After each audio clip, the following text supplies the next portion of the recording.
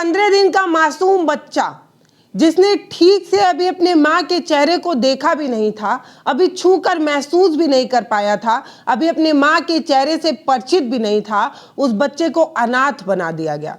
वजह वही दहेज, जिस दहेज की वजह से कभी बेटियां जला दी जाती हैं, कभी बेटियों को मौत के घाट उतार दिया जाता है, कभी कुछ और होता है। ये दहेज लोभी ये भी नहीं सोचते कि लड़कियां अपना घर छोड़कर किसी दूसरे पराये घर को अपना घर मानती हैं, अपना सब कुछ देती हैं, उस घर को सींचती हैं और घर को घर बनाती हैं। ये दहेज लोभी कुछ पैसे के लिए, कुछ कागज के टुकड़े के लिए किसी के घर की बेटी को इस तरीके से मौत के घाट उतार देते हैं। पता नहीं, पर इस तरीके की घटनाएं बार बार देखने को मिलती हैं। दहेज का लालच एक हंसता खेलता परिवार बर्बाद कर देता है, शमशान बना देता है।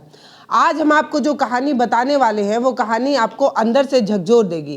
कानपुर के शिवराजपुर की एक रोंगटे खड़ी कर देने वाली घटना, जिस माँ ने अभी अपने बच्चे को जन्म दिया, उसे बेरहमी से मौत के घाट उतार दिया गया। आरोप यह है कि ससुराल वाले उस गर्भवती महिला को भूखा रखते थे, तड़पाते थे और गिन गिन कर 2 रोटियां दिया करते थे। 24 घंटे में एक गर्भवती महिला को सिर्फ 2 रोटियां मिलती थी। इस महिला की मौत बहुत रहस्यमयी तरीके से हुई है। परिवार वाले चीख चीख कर ये कह रहे हैं कि आत्महत्या या बीमारी नहीं, बल्कि जहर देकर उसकी हत्या की गई है। इस वीडियो में हम एक एक करके ससुराल वालों के चेहरे से नकाब उठाएंगे। आप पूरे वीडियो को आखिरी तक देखिएगा ताकि आपको सच पता चले। पूरी सा पानी से उसको भिजाया था, मतलब जैसे जहर खिलाया। उसकी गर्दन, चेहरा, उसका होंठ साले उसके काले थे। जब हम वहाँ पहुंचे थे हम लोग, और गाड़ी में वो अकेली पड़ी। जब वहाँ पर उसके नाक से फेना है ना सब आ रहा था। जब नॉर्मली कोई मरता तो उसके नाक से कभी फेना नहीं आता है, पर उसके नाक से फेना आ रहा था। उसको लगता जहर दे दे। उसके होंठ सारे काले थे, बिल्कुल चेहरा बिल्कुल फूल गया था उसका बिल्कुल। ऐसा था। उन्होंने एक बार ये भी नहीं पूछा कि बच्चा को ले जाओ कि नहीं ले जाओ। ये भी हम लोग वहाँ से ले आए, एक बार ये भी नहीं पूछा कि बच्चे को हम रखेंगे। अच्छा, बच्चे को आप लोग लेके आए हैं साथ में? हाँ, हम बच्चे को लेने गए, अंदर लेके चले आए। उन सास ससुर ने, उनके घर वालों ये नहीं पूछा कि एक बच्चे के हम पालेंगे, हमारी बच्चे की औलाद है। उन्होंने नहीं रखा। एक लड़का था, घर का चिराग होता है। बेटा, सब लोग सोचते हमारा चिराग हम रखेंगे घर पे, मरने उन लोगों ने एक बार ये नहीं कहा इसको हम रखेंगे, ना ले जाओ आप लोग। इनके पिता को भी कोई लगाव नहीं था इससे? लगा हो तो पिता नहीं कहते क्या? हम एक बार हम उनसे पूछा, कह रहे हैं रखेंगे। माँ बाप ने एक बार ये नहीं बोला, पर हम लोग ले आए अपना वहाँ से। भाई साहब बताइए, आज ये बच्चा पैदा होने से पहले ही देखिए अपनी माँ का साया अपने सर से खो दिया। बताइए क्या कसूर है इस बच्चे का? देखिए कितना प्यारा सा छोटा सा बच्चा है ये, जो कि अब अपने नानीहाल में रहेगा। क्योंकि अब जैसा कि ये लोग बता रहे हैं, आरोप लगा रहे हैं कि पूरा दहेज उत्पीड़न का मामला है। और जब ये बच्चे को लेके आ रहे थे, जब तक गए वो दहेज वो लोग मांगते रहे, दहेज मांगते रहे। जब मन के आप बताइए, मतलब देखभाल आप लोग करेंगे?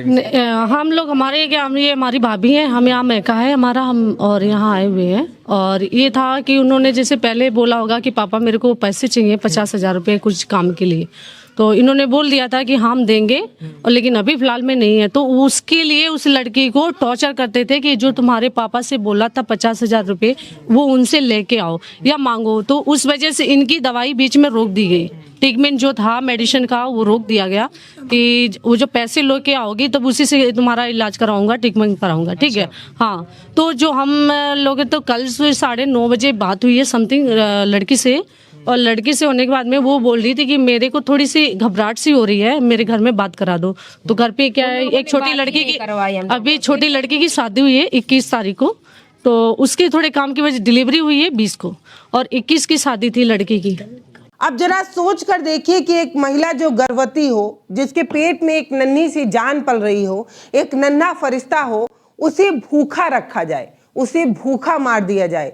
ये कैसे हो सकता है? ये वही कर सकते हैं जो इंसान के रूप में जानवर हो।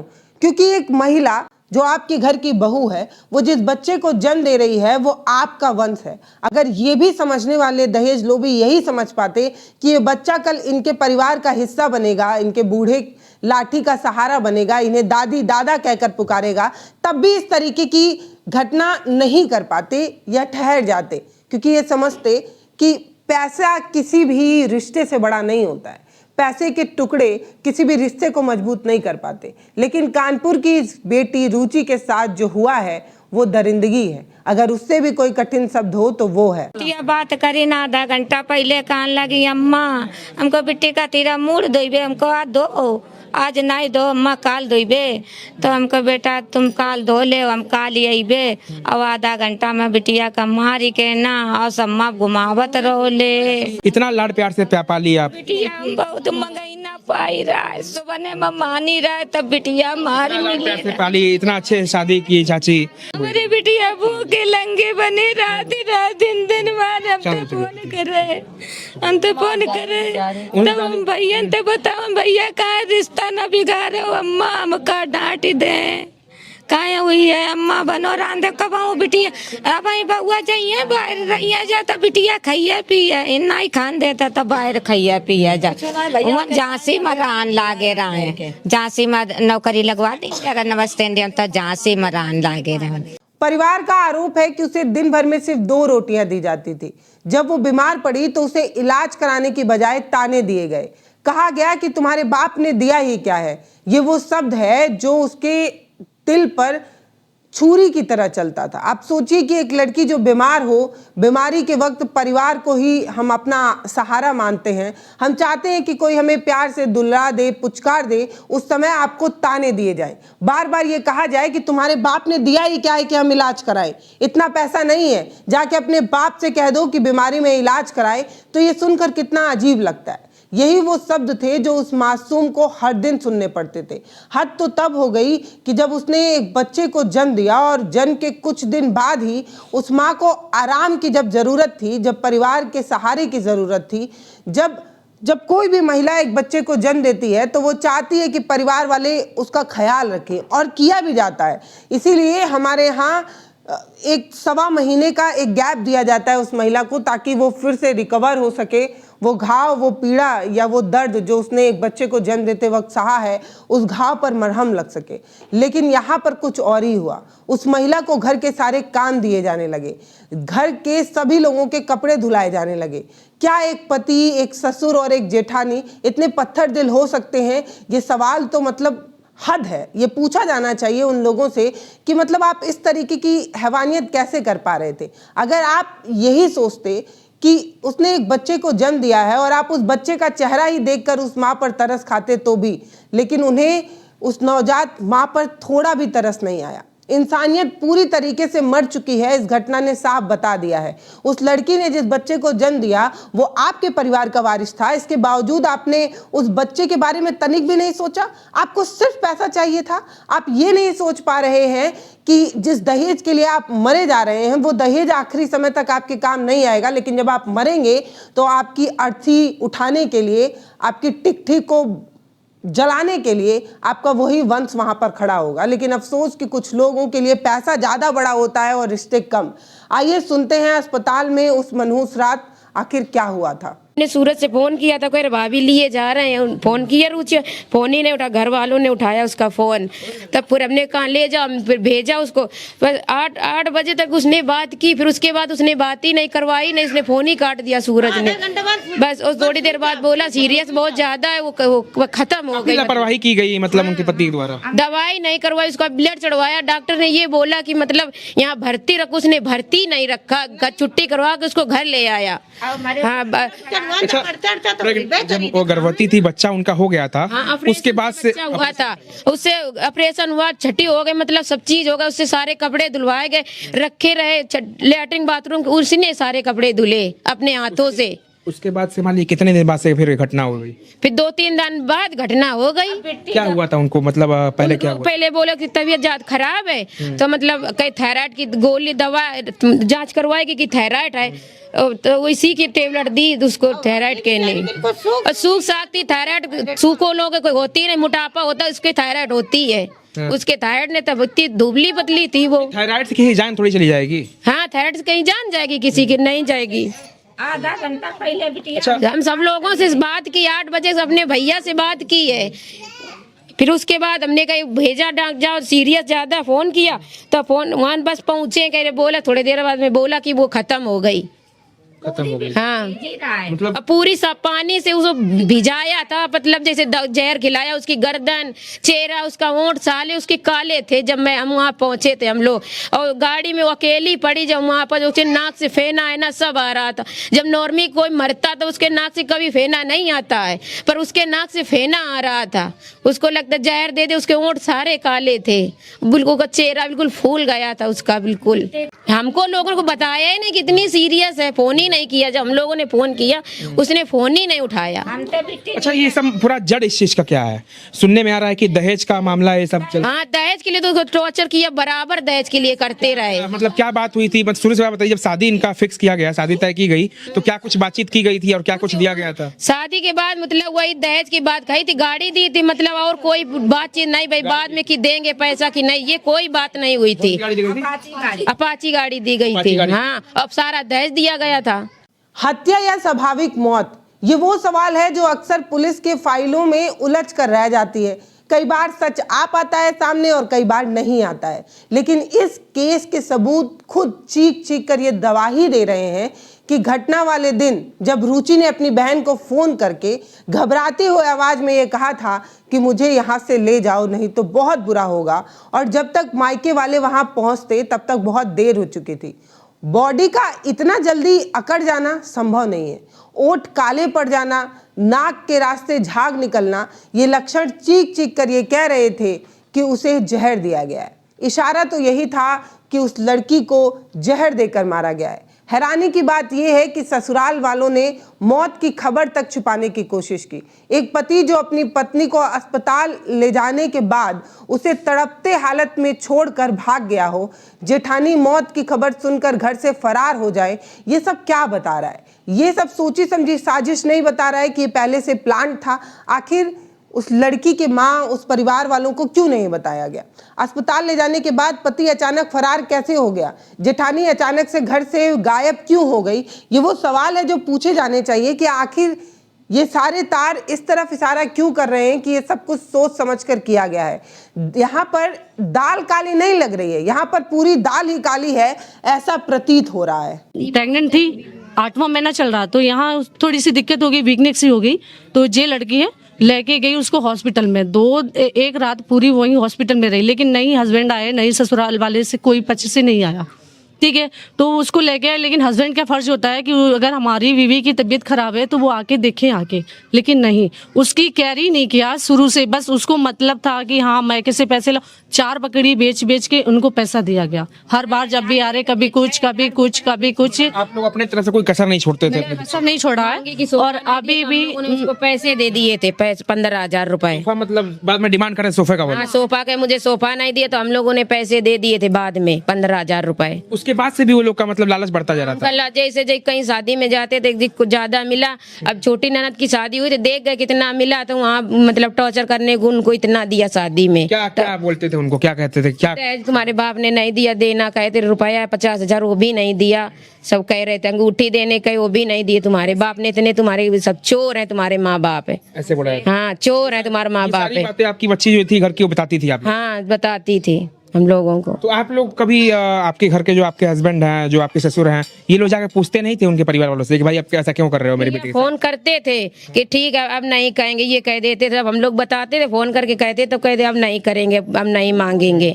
झूठ बोल देते थे, हर बार झूठ बोलते थे। तो आप लोग पुलिस कंप्लेन भी कर सकते थे, इससे केस कर सकते थे, दहेज उत्पीड़न बता सकते थे कि हमको दहेज के लिए परेशान किया था बच्ची। लड़की ही मना करती थी। कोई मना, जो अभी सारी लड़कियां करती हैं, यही सोच सोच के बलि चढ़ जाती है। नहीं, वो इसलिए मना करती थी कि मुझे रहना इसी घर में है, तो इसलिए घर वालों को मना करती थी कि लड़ाई होगी, कल हम यहाँ रहेंगे, फिर सब लोग ताना देंगे, इसलिए वो बोली नहीं मेरे को वही ठीक है। वो लड़ने के नाम से तो डरती थी बिल्कुल, ये नहीं कहती थी कि मैं चलो ये कोई बात है तो मैं घर वालों को बोलूँ, फिर इसके बाद में उन लोगों पे प्रेशर डालें या गालियाँ गलोच हो, वो चीज़ नहीं चाहती थी। तो इसलिए वो सारी बात अपना घर वालों को बता दिया करती थी। कभी भी बोलते थे मम्मी पापा, तो इसलिए मम्मी भी बोलती तो मम्मी को रोक देती थी कि मत बोलो, क्या है कि मैं जाऊंगी फिर मेरे को ताने देंगे, इसलिए मना करती थी खुद ही। अच्छा, मतलब अब तक जो 100 जब आया घर पे उनके, तो वहाँ पे आया होगा ना ससुराल में उनके, तो ससुराल में आया तो फिर मतलब अंतिम संस्कार सही से किया उन लोगों ने? नहीं, नहीं किया। मैं ये मान के चलिए वहाँ हम लोग गए, जिस तरीके से मैंने बॉडी देखी, बॉडी से ये पैर बांध रखे थे। आगे बोल रहे अभी 1 घंटा खत्म हुआ, 1 घंटे में बॉडी कैसे अकड़ जाएगी आप बताइए सर। 1 घंटे में बॉडी नहीं अकड़ेगी, अगर 6-7 घंटे होंगे तो बॉडी थोड़ी हल्की सी नॉट होगी कैट टाइप, लेकिन 1 घंटे के अंदर बॉडी नहीं अकड़ती है। मैं उस देखा जब खोल के तो पैर सारे अकड़े से हुए थे, काफी बॉडी अकड़ी थी। मेरे हिसाब से ये लग रहा है करीब जैसे बात हुई है हमारी 9 के बीच में, उसके 10-15 मिनट के बाद हमारे हिसाब से डेथ हो गई है, क्योंकि बॉडी के हिसाब से लग रहा है। बोले नहीं अभी ये लेके गए हैं जब वो खत्म हो गई है लड़की, इसके बाद उसको तभी लेके गए हॉस्पिटल, सिर्फ सैंपल में लेके गए दिखाने के लिए कि मैं हॉस्पिटल लेके जा रहा हूँ। और हॉस्पिटल में जब लेके गए, लड़की के साथ ना ही सास थी, ना ही ससुर थे, ना ही सिर्फ हस्बैंड था, गाड़ी चला रहा था और वो उस पे चेयर पे लेटी थी, कुर्सी पे गाड़ी पे। और ना ही तो वो बोल रही है, जो भाई जा रहा है पीछे पीछे वो भी बोला कि जीजा रोक लो, नहीं गाड़ी भगाते चलाते जा रहे हैं।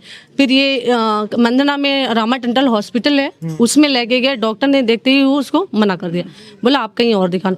तो लेकिन वो जो लड़की बॉडी थी लड़की की, भाई को तक नहीं दिखाया। इसके बाद में दूसरे हॉस्पिटल में लेके गए, वहाँ जाते जाते बोले नहीं, तो वहाँ से लेके आए हैं सीधा, पहले यहाँ को लाने के लिए बोल रहे थे, हम लोगों ने मना कर दिया कि जो भी होता है वहाँ लेके जाइए।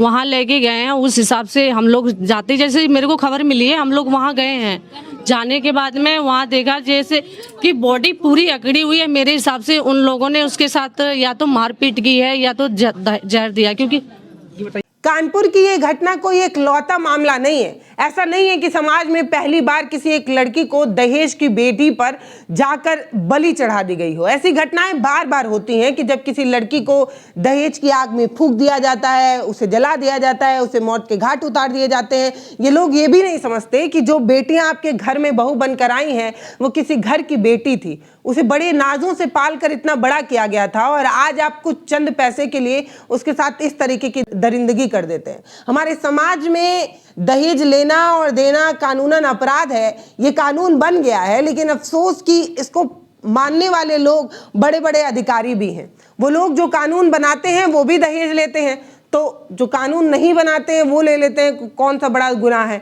इसे गिफ्टिंग के नाम पर ये जो चीज़ें चल रही हैं, ये गिफ्ट किसी गरीब के लिए कितनी भारी पड़ जाती हैं वो आपको इस कहानी में पता चलेगा। ये जो खौफनाक ट्रेंड हमारे समाज में बना हुआ है, अगर आपको याद हो तो याद होगा कि इसी साल 5 मार्च 2026 में ऐसी ही दिल दहला देने वाली घटना सामने आई थी। ये मामला भी कानपुर का है, इसीलिए यहाँ पर जोर दे रही हूँ। नहीं तो हर गाँव में हर दिन किसी न किसी तरीके की घटना, किसी बेटी को पीटा जाना और दहेज के लिए मारा जाना, ये सब कुछ बहुत सामान्य है। अब यहाँ पर बहुत सारे बुद्धिजीवी आकर प्लीज ये ज्ञान मत दीजिएगा कि देखिए ना, ये तो दहेज का कानून इसलिए बनाया गया है, कुछ लड़कियां इसका गलत इस्तेमाल करती हैं। अरे कुछ गलत इस्तेमाल करती होंगी, ये बात मैं मान लेती हूँ, लेकिन कुछ जो इसका इस्तेमाल ही नहीं कर पाती और अपनी आखिरी सांसें गिनते गिनते किसी अस्पताल में दम तोड़ देती हैं, किसी घर में जला दी जाती हैं, उनके बारे में भी ध्यान रखिए। और ये समझिए कि किसी का गलत इस्तेमाल कर देना आपके कलेजे पर मूंग डलने जैसा जब होता है, तो किसी का सही इस्तेमाल नहीं कर पाना आपके गलेजे में कचोट क्यों नहीं उठाता है। क्यों आप ये नहीं पूछ पाते कि एक लड़की को किसी पैसे के लिए क्यों फूंका गया। ये सवाल हमारा समाज क्यों नहीं पूछ पाता। और उन ससुराल वालों को कानून कठोर से कठोर सजा क्यों नहीं दिला पाता कि आखिरी बार किसी लड़की को दहेज के लिए इस तरीके की घटना, इस तरीके से उसको मौत की नींद ना सुलाया जाए। ये सवाल नहीं पूछा जाना चाहिए क्या। कानपुर के महाराजपुर इलाके की सोनी नाम की एक विवाहिता को शव के फंदे से लटकाया गया था। अगर आपको याद हो तो याद होगा कि ससुराल वाले 11 लाख रुपए और एक बाइक की मांग कर रहे थे।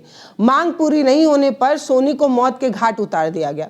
बिल्कुल वही पैटर्न, वही लालच, वही दरिंदगी, और इस बार भी रुचि के साथ बिल्कुल उसी तरीके की खौफनाक कड़ी जुड़ता हुआ हमने देखा। अब यहाँ पर सवाल ये है कि क्या हमारे समाज की बेटियों की जान की कीमत सिर्फ चंद लाख रुपए और गाड़ियां बनकर रह गई हैं।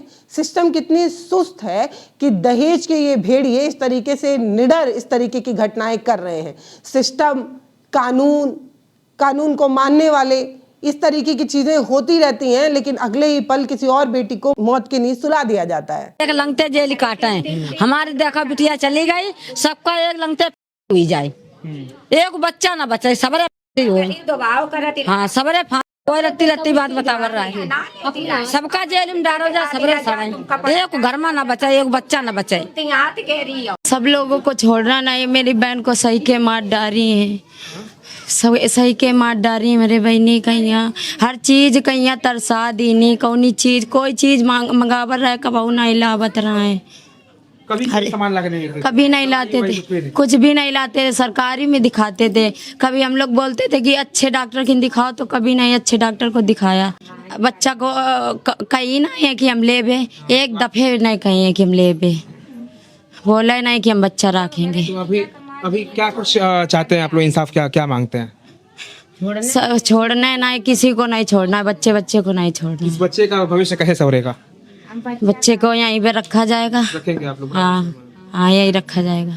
आज रुचि हमारे बीच में नहीं है, लेकिन 15 साल का वो मासूम बच्चा जो अपनी नानी के गोद में बिलख रहा है, वो तो इस समाज से पूछ ही रहा होगा और सिस्टम से पूछेगा ही। उसका सवाल तो जरूर ही होगा कि आखिर उसके पिता और उसके लालची रिश्तेदारों को कौन सी सजा मिलेगी भी या नहीं मिलेगी, या रुचि को इंसाफ मिल पाएगा या नहीं, या मेरी माँ किसी दहेज लोभी के लालच में मर गई, ये किसी फाइल में दफन रह जाएगा। ये सवाल वो बच्चा तो पूछ ही रहा होगा। जब इस बच्चे की तस्वीर सामने आती है तो अजीब सा लगता है। अजीब इसलिए लगता है क्योंकि हमने एक रुचि को मौत नहीं दी है, हमने उस हंसते खेलते उस मासूम बच्चे को, जिसे अभी पता भी नहीं है कि वो किस दुनिया में आ गया है जहां पर ऐसे लोग रहते हैं।